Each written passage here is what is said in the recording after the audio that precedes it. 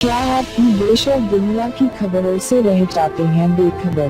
तो सब्सक्राइब कर लीजिए हमारे HT न्यूज चैनल को और बेल आइकॉन को दबाना मत भूलिएगा। जम्मू कश्मीर की राजनीति में एक बार फिर भूचाल आ गया है और ये भूचाल ऐसा है कि इसका असर आने वाले साल 2019 के लोकसभा चुनाव पर पड़ेगा। आपको बता दें कि महबूबा मुफ्ती ने राज्यपाल को अपना इस्तीफा भी सौंप दिया है।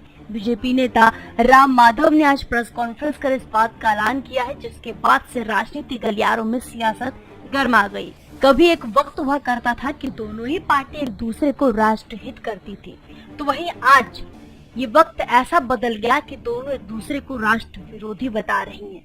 वहीं प्रेस कॉन्फ्रेंस में राम माधव ने पीडीपी को कोसते हुए उसी राज्य सरकार पर हमला बोला, जिसका पिछले 4 साल से वो खुद हिस्सा रहे हैं। लेकिन सवाल ये उठता है कि आखिर किस वजह से बीजेपी ने पीपल्स डेमोक्रेटिक पार्टी का दामन छोड़ा।